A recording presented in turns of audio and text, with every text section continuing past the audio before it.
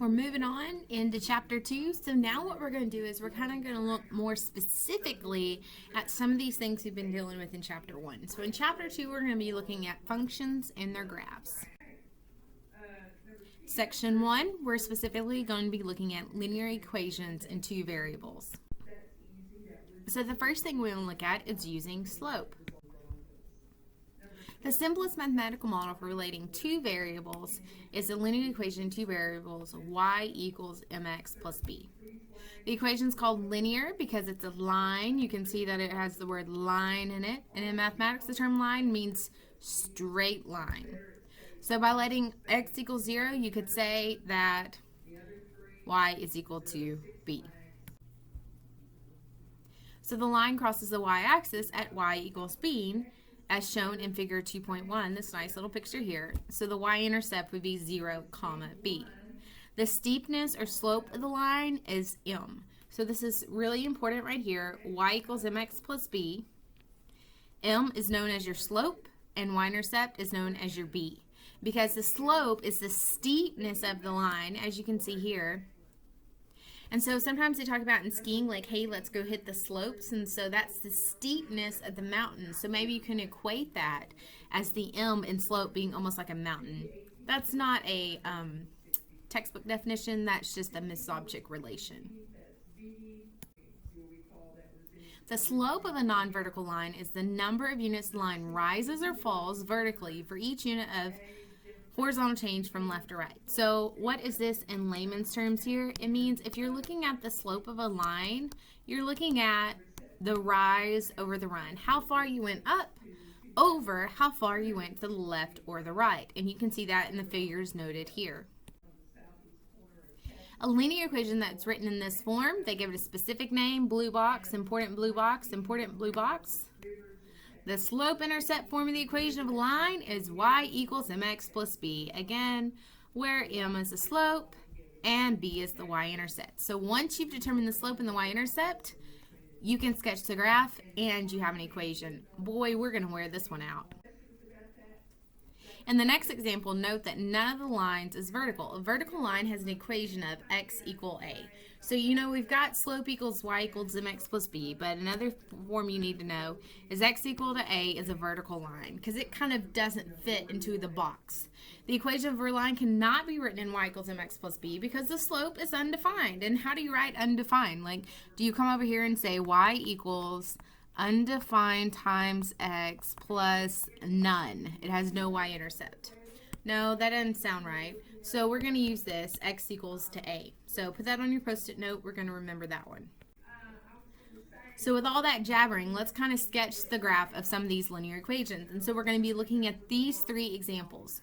Y equals 2x plus 1, y equals 2, and x plus y equal to 2. And so let's kind of break these down into A, B, and C and work them out.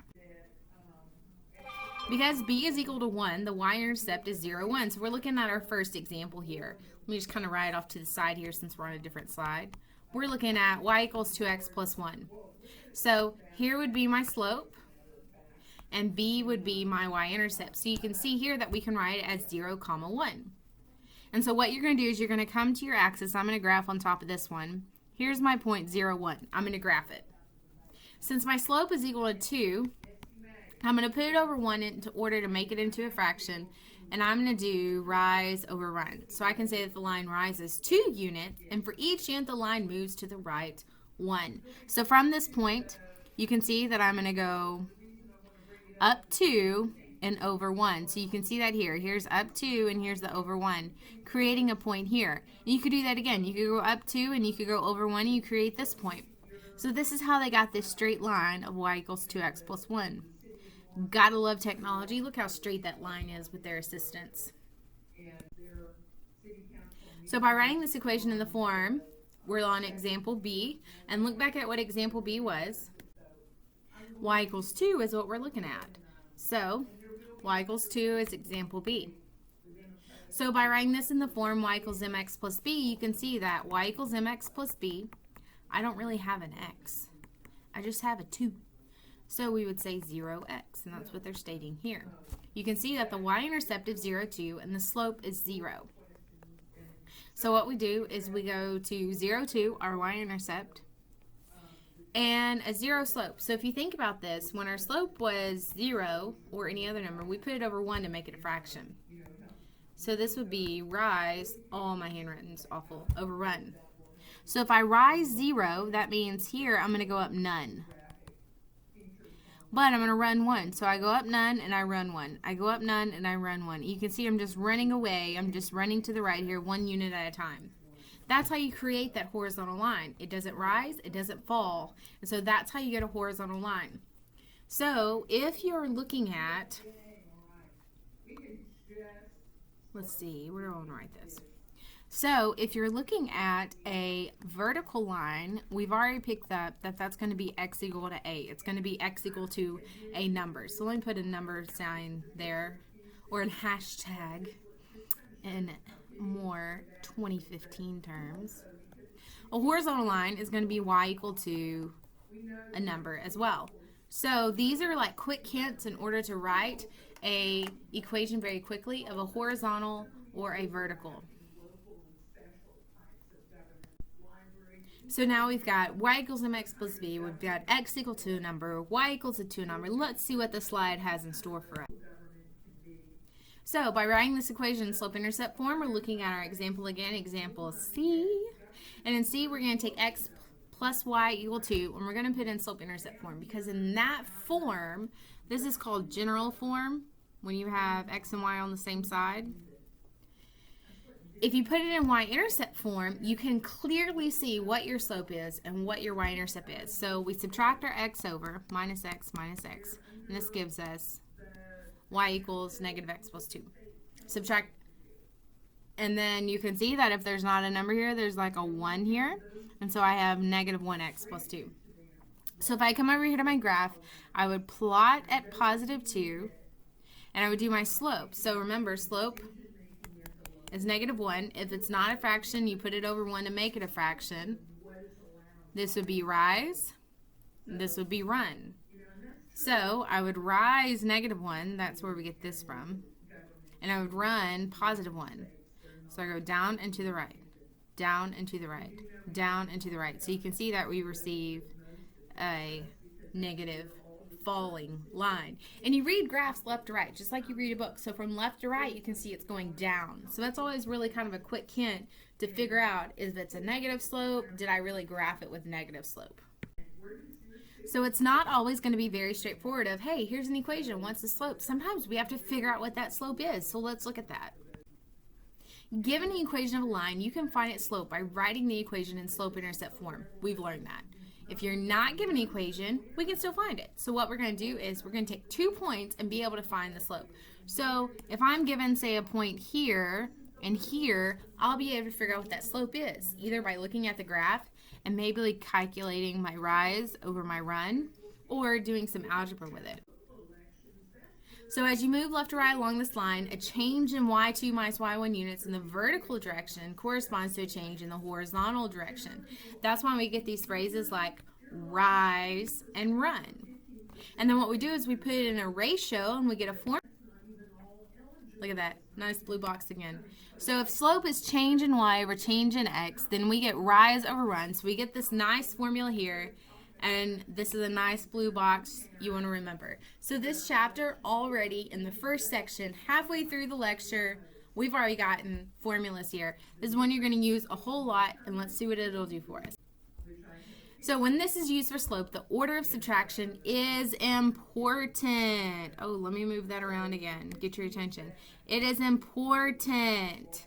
Given 2 points on a line, you are free to label either one x, y1 and the other x2, y2. However, you must put them in order. Notice that this first one is correct because notice there's the second point and there's the first point. This one's correct because there's the first point, there's the second point. My x's and y's are lined up. This one is not correct because look, this is a first point, this is a second point, so that messes it up. Again, this is the first point and this is the second point, and that messes it up. Let's apply this. For instance, slope a line passing through the point 3, 4, 5, 7. So here's what you're going to do. First you're going to do is you're going to label your points. X1, Y1. That's because it's the first X I see and my first Y I see. x2, y2, because that's the second x I see and the second y I see. Next thing I'm doing is I'm going to write my equation, or my formula. y2 minus y1 over x2 minus x1. No, you will not have a formula chart in the test. Hopefully repetition and hearing will help you to remember this. Plug in what you know. Don't do any arithmetic. Don't plug it in your head. Do your subtraction and then go from there. Write your formula. Plug in what you labeled. So 7 minus 4 over x2, 5 minus x1, 3. So 7 minus 4 is 3. 5 minus 3 is 2. 3 over 2 will not reduce anymore, so I'm going to leave it as that. Don't come over here and go to your handy dandy calculator and get 1.5. Although mathematically correct, this does not help me when graphing. Because remember, my top is my change in y, or my rise, and my bottom is my run. I don't want to rise 1.5 and run 1. I want to rise in equal units here. So here's some examples for you. And so if you think you got this, pause the video, work these out. If you don't think you have this, then just kind of work with me and let's go through it as we go. And we'll do some examples here. Now each of these examples were chosen because they're a little bit different as you go. So let's see what we can do. So the first one. So I've got my 2 points and I'm going to label them. You can see that they're typed out here. So my first point, I like to label on top. x1, y1. Next one would be x2, y2. You write your formula for slope. The more you write, the more you remember it. Then you plug in your values. And notice when I plugged in my values, I got 3 minus negative 2. Handy dandy calculator, 3 minus negative 2 actually is like a 3 plus 2. And that's how I got a 5 here. So be careful with your negatives. The most problems I see with slope is you either plug your numbers in the wrong spot or this net minus and negative totally throws you off. Now if you look at the graph of it, if I were to graph this point, here would be negative 2, 0. Here would be 3, 1. To go from left to right, I would have to go up 1, and then over 5. 1, 2, 3, 4, 5. And so you can see it kind of makes a right triangle there, so that it would be a rise of 1 and a run of positive 5. The slope of a line passing through these 2 points. So again, start out, label them. Move that back up. x1, y1, x2, y2. Now, write your formula. M equals y2 minus y1 over x2 minus x1. Plug it in. 2 minus 2 over 2 minus negative 1. So 2 minus 2 gives me 0. 2 minus negative 1, positive 3. 0 over 3, handy dandy calculator, 0. And you can see why this happens. If I plot negative 1, 2, and I plot 2, 2, you can see that I would rise 0, rise, but I would run 3. Now, another way that I like to look at this is remember your horizontal line, our quick trick. Horizontal is y equal to 2. Notice here, my y's are both 2. So if your y's are both the same value, then you can go ahead and do a shortcut and say, hey, horizontal line, y equals 2, slope is 0. Slope of the line passing through 0, 4, and 1, negative 1. So again, label them. x1, y1, x2, y2. Plug them in. Again, write your formula. M equals y2 minus y1 over x2 minus x1. You plug in your values. Negative 1 minus 4, 1 minus 0. Negative 1 minus 4 gives me negative 5. 1 minus 0 gives me 1. That reduces to negative 5. So you will always want to reduce to lowest terms, in this case just negative 5, or to the lowest fraction. Don't run to your decimals. Again, you can see that. Here's 0, 4. Here's 1, negative 1, and I would go down 5 and over 1. The slope of the line passing through 3, 4, 3, 1, rinse and repeat. Label them up. x1, y1, x2, y2. So again, you write your formula and you say m equals y2 minus y1 over x2 minus x1. I plug them in, I get 1 minus 4 over 3 minus 3. Reduce 1 minus 4 gives me a -3. 3 minus 3 gives me a 0. You go to your handy dandy calculator and you type that in, you're like, what is going on? It said error. It said it won't do. So, -3 over 0, that is considered undefined because that is a vertical line. Here is 3, 4. Here is 3, 1. I would have to go down 3, but I would run 0. I can't divide by 0, but again, go back to what you know. You know that a vertical line, we've already discussed that, is x equal to a number. So notice again, like the similar slide before this, both the x's are the same. So you know what this equation is? X equals 3. And because it's a vertical line, the slope is always undefined. So when you work it out, don't freak out when you get over 0. Division by 0 will never work, so we say it's undefined, and so the slope is undefined. Don't put no slope. Don't say I don't know. Put undefined. That is the only word that gives you credit. Undefined. No slope, I don't know what that means. None, I don't know what that means. Undefined, I know what that means. Talking about slope, talking about y equals mx plus b, this leads us into our next topic, writing linear equations. Let's write them out.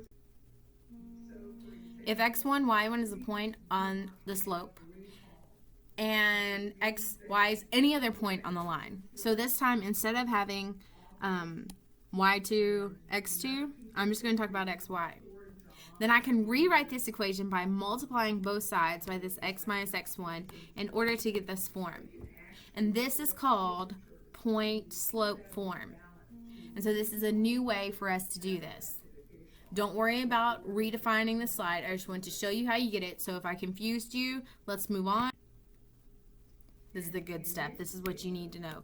Again, look, another blue slide. Maybe you've got a running post-it note or a running formula chart going on here. This is what you need to add. Point slope form is y minus y1 equal to m of x minus x1. They call it point slope because, look, you've got a point and you've got a slope.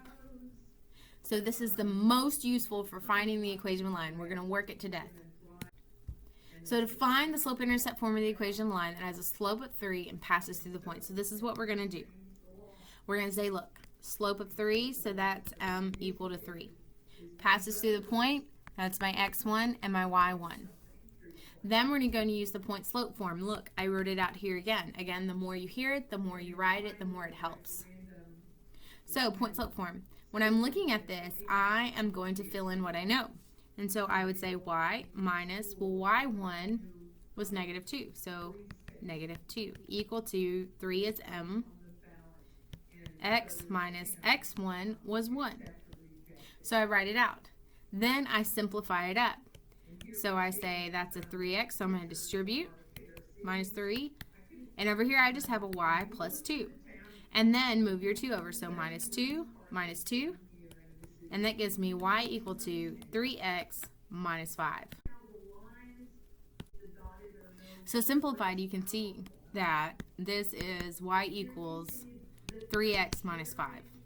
So the slope-intercept form, let me say it in English this time. The slope-intercept form of the equation of the line is y equals 3x minus 5. So here's how they got this line. They put a dot right here and -5. Because remember, -5, that's your b, that's your y-intercept. And then from -5, my slope is 3. So I'm going to go 3 over 1. That's my rise over my run. And so I would go 1, 2, 3, and run 1.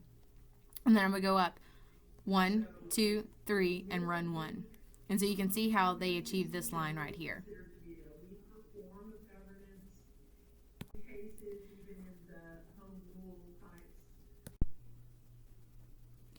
So they bring into this new form here. They call this the 2-point form, so if you have 2 points you can go from there. But really, even though the book talks about this, the easiest way to use is to use find your slope and then use your point slope form. It will kind of less complicate things and give you an easier form to work with. But I want to tell you what the book was doing, just so if you watch it video or something, you're like, what is going on? This is what they're trying to do. So once we begin to form lines and move around and graph, etc., we begin to compare two lines. And so we also need to compare two lines and see if they are parallel and perpendicular. So let's see how we do that. Slope can be used to decide whether two non-vertical lines are parallel, perpendicular, or neither. And so what we're going to do is we are going to compare slopes. If the slopes are the exact same, they're equal, we talked about m1 equals m2, the slope of the first one is equal to the slope of the second one, then we're going to call it parallel. If the slope is, take m1, say it's just 4 or something, put it over 1 to make it a fraction. In order to see that it's perpendicular, that's kind of a sign for perpendicular, you're going to flip it, 1 over m, and change the sign. So the left one's positive, we'll make this one negative. And so this why they say m1 is equal to negative 1 over m2. So let's put this in practice. It says find the slope-intercept forms of the equation of the line that pass through the point, 2, negative 1, and are parallel and perpendicular. So what we're going to do first is we're going to take this line, 2x minus 3y equal to 5. We're going to put it in slope-intercept form. So you can see down here at the bottom I have 2x minus 3y equal to 5. I'm going to subtract the 2x to give me this bottom one, negative 3y equal to negative 2x plus 5. Divide both sides by that 3.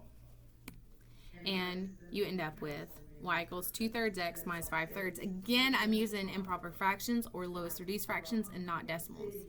And so what I can see is that if this has a slope of 2/3, then the one that's parallel to it will also have a slope of 2/3, and the one that's perpendicular to it would have a slope of negative 3/2. And so notice here, this has a slope of 2/3.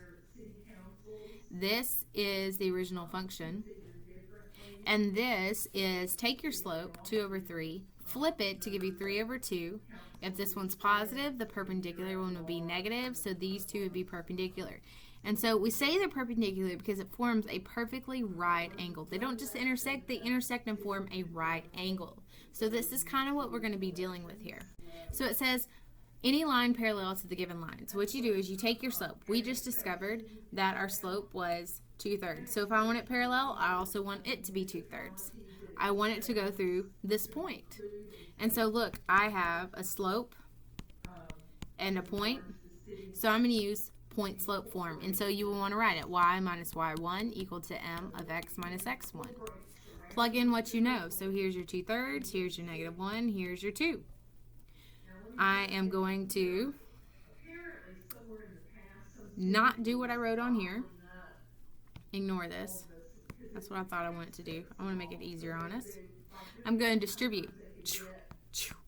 And that gives me y plus 1 equal to 2/3 x. 2/3 x? 2/3 times negative 2 gives me a negative 4/3. So you're going to do 2 steps when you get that. You're going to distribute and then move your 1 over. So if I say minus 1, that would give me y equal to 2/3 x. Negative 4/3 minus 1. 1 is like 3 over 3. So it would be negative 7/3. If I want to do one perpendicular, remember we talked about if my slope is 2/3. If I want it to be parallel, then my slope is still going to be 2/3. If my slope is 2/3 and I want to be perpendicular, you're going to flip it to give me 3 over 2. And if that one's positive, make your perpendicular one negative. So again, this is the negative reciprocal of 2/3. So again, you rinse and repeat. You take y minus y1 equal to m x minus x1. You plug in your slope, you plug in your y1 and your x1. Another way of looking at it, maybe you're like, I don't like that fraction. Well, then you can plug in your slope, your point. You can get rid of this 2 on bottom by multiplying the entire thing by 2, which gives us this. You can distribute. It gives you this. And then you can write it in slope-intercept form. And it gives you this. So again, that would be the negative reciprocal of 2/3, and then I use point slope form in order to find the y-intercept to be 2. If you liked working with fractions, it didn't really bum you out, then you can do it like the previous problem and just distribute and move your negative positive one over.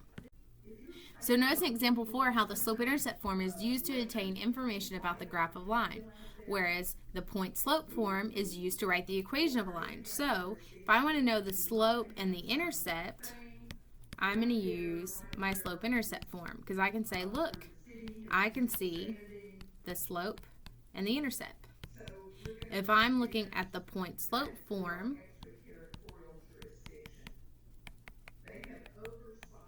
then I can see my slope and a point. Both of them have their specialties. Make sure you're using the correct one so you get there the fastest. So let's see how we can apply this. In real life problems, the slope of a line is interpreted as a ratio or a rate. Sometimes we even call this a rate of change. If the x-axis and y-axis have the same unit, we call it a ratio. If the x and y-axis have different units, then we call it a slope as a rate or rate of change. So notice this, the maximum recommended slope of a wheelchair ramp is 1/12. A business is installing a wheelchair ramp that rises 22 inches over a horizontal length of 24 inches. So, whoop, I just sent that off like a ramp. I am going to draw a ramp. Okay, it says that it should be 1/12. A business installed one that rises 22 inches, so here's my 22-inch rise, and a horizontal length of 24 feet. Is the ramp steeper than recommended? So let's see what we can do with this. Look, here's a prettier picture. Horizontal length is 24 feet or 288 inches because I need to have the same unit so I can kind of work this correctly. And it has a height of 22 inches. So the slope would be vertical change or horizontal change or rise over run. So I do my rise over run. I take my 22 inch over my 288, and that's equivalent to 0.076. And because 0.1/12 is 0.083, the slope of the ramp is not steeper than recommended. So let's kind of sum up this lecture and see what we got. Here's kind of a go-to form. You're going to use this in your homework quite a bit. So I would definitely either flag this in your online textbook, or I would jot this down, post-it note it, put it on a page in the front of this section. General form. I don't really like to use general form. General form has all your letters on one side. It doesn't have any fractions, and your A is positive. I personally don't like general form, but it's going to come up in a little bit of your homeworks just because I couldn't take out that small piece. A vertical line is x equal to a number, so if that A confuses you, you can write a number. Horizontal line, you can write the equation as y equal to a number. Slope-intercept form is y equals mx plus b. Point slope form is y minus y1 equal to m of x minus x1. And they included the 2-point form, which we will rarely use, but let's mention that so it doesn't throw you off. So I hope this goes well for this section. Let me know if you need any added instruction, resources, or videos.